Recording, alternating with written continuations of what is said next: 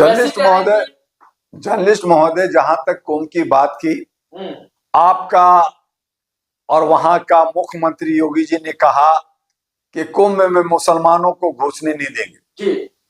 तो कैफी जो खिलाड़ी है, क्रिकेटर है, वो जाकर के वहां गंगा में डुबकी लगाया, तो रोक लिया क्या? क्या वो मुसलमान नहीं है?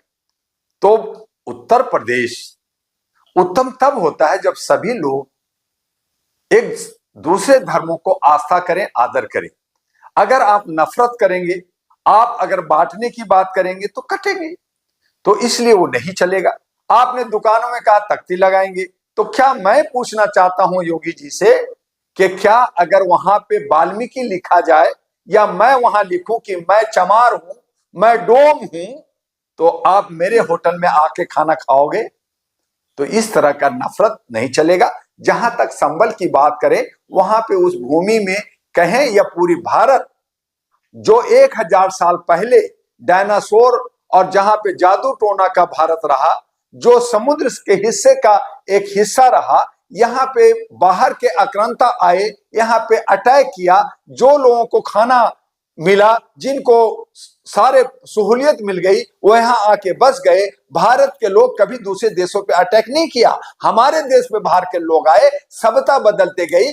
पुरानी सभ्यता मोहनजोदड़ो और सिंध सभ्यता थी, नदियों के किनारे हमारी सभ्यता बढ़ी। फिर एक हमारा जो है अलग और भी सभ्यता थी, लेकिन सबसे पुरानी सभ्यता भारत की कहलाई। जिस भारत ने एजुकेशन दिया, जिस भारत ने जीरो दिया, जिस भारत ने हमें ज्ञान दिया, जिस भारत ने सर्जरी दिया, जिस भारत ने आज के युग में भी अगर हम .com की बात करें, आज हम कहें कि बच्चा जो है अगर आपको दूसरा चाहिए तो उसका दूसरा का सेमेंट डाल करेंगे, तो ये तमाम चीज भारत के वैज्ञानिकों ने दिया।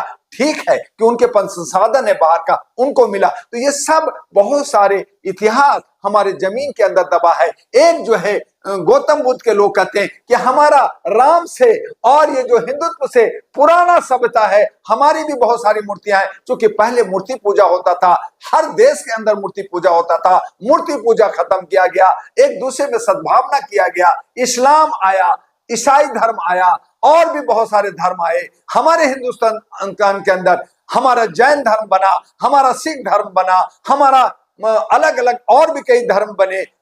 तो इसका मतलब यह है कि आप खुदाई कर करके आप लोगों को अपमान करोगे। इस पे आरएसएस के मोहन भागवत जी ने कहा कि आज हमें राम की जरूरत थी, अयोध्या बन गया, राम बन गया, वो भी जो भी जैसे भी हुआ हो गया, अब हमें मस्जिद और दरगाह के नीचे भगवान नहीं ढूंढना चाहिए। लेकिन लोग जो है, लोग लुभावना में नेता बनना है, उनको कुछ लेबड़ी लेना है, कुछ एजेंट हैं, कुछ अंधभक्त लोग हैं जो इस तरह की बातें कर करके खून खराबा करते हैं, वैमनस्य करते हैं, एक समाज दूसरे समाज को तोड़ने फोड़ने मारने में लगते हैं। लेकिन जो सच्चाई है मिलेगा, मिलेगा भाई, मिलेगा।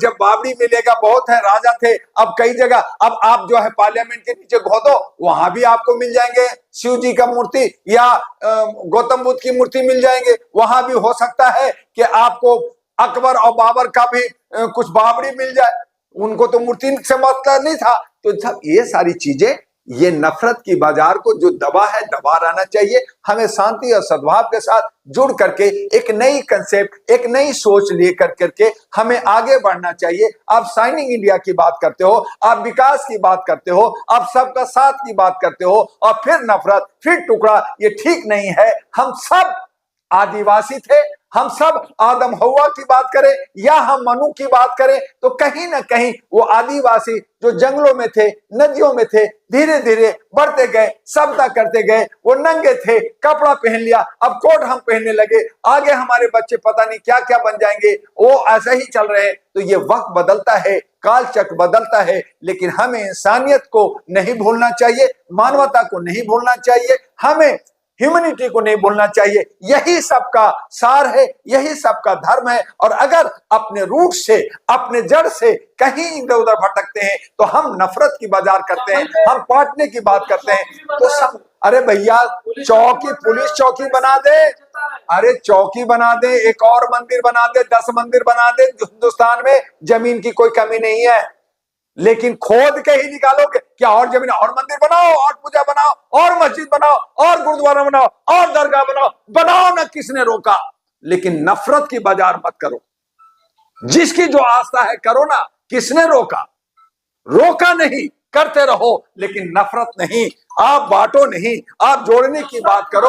आप राजनीतिक ना करो, राजनीतिक गया भाड़ में। राजनीतिक तो आज जो है सत्ता के लिए कि कुर्सी चाहिए, लेकिन सही माने में जो राजनीतिक में जाते हैं वो नौकर होते हैं, सेवादार होते हैं, चौकीदार होते हैं, वो तानाशाह हो जाते हैं। उनको एक पावर दिया, किसने दिया? जनता ने दिया। जनता कौन है? जनता जनार्दन है, जनता भगवान है, जनता जिसको आप कहते हैं आत्मा में परमात्मा, तो जनता जनार्दन। फिर जनता को आपने नौकर कैसे? फिर उनको शोषण और दोहन कैसे? फिर आप उसको नफरत में बांट क्यों रहे? लेकिन ये सब हो रहा है इसीलिए हर एक व्यक्ति जो काम करना चाहता है, जो अपनी बातों को रखना चाहता है, वो सत्ता चाहता है। तो सत्ता में इसलिए आना चाहता है कि वो बता सके, लेकिन उसकी नीयत अच्छी होनी चाहिए, उसकी सोच अच्छी होनी चाहिए। अगर वो भी चोर है, अगर वो भी डाकू है, अगर वो भी गलत तरीके से जाके सत्ता में जाके वही काम करता है जो ये लोग कर रहे हैं, तो फिर उसमें और हम में क्या फर्क रहेगा? इसीलिए डॉक्टर दुआ ने कहा कि हम सच्चाई के साथ, चाहे हमें कुछ मिले या ना मिले, सच्चाई का दामन नहीं छोड़ेंगे, सच्चाई के साथ रहेंगे। जो झूठ है, अगर मेरा बाप, मेरा भाई भी अगर झूठा है तो उसके खिलाफ हम खड़ा होंगे। हम सच के साथ जिए हैं और सच के साथ ही जिएंगे। इसीलिए मानवता हमें चाहिए, इंसानियत चाहिए, ह्यूमैनिटी चाहिए, एक भाईचारा चाहिए। हम मिलना चाहते हैं, खून खराबा नहीं करना चाहते हैं। नया साल आ गया है, पुरानी चीजों को दफन करना चाहते हैं। अगर हम उसी को कुरो देंगे, हम उसी पे बात करेंगे, तो हम एक दूसरे के दुश्मन हो जाएंगे। आज तो तीसरा विश्व युद्ध की तरफ आ गया है। लोग लहूलुहान हो रहे हैं, औरतें मर रहे हैं, मर्दे मर रहे हैं। हमारे मणिपुर में 450 लड़कियों को नंगा करके प्राइवेट पार्ट को काटा गया। हमारा बंगाल में, हमारा उत्तर प्रदेश में, हमारा महाराष्ट्र में, हमारा झारखंड में, हर जगह छात्रों के साथ अपमान हो रहा है। छात्रों के हक अधिकार नहीं मिल रहे, आवाज उठा रहे हैं। लेकिन अगर हम इसी में उलझे रहेंगे तो हम आगे नहीं बढ़ेंगे।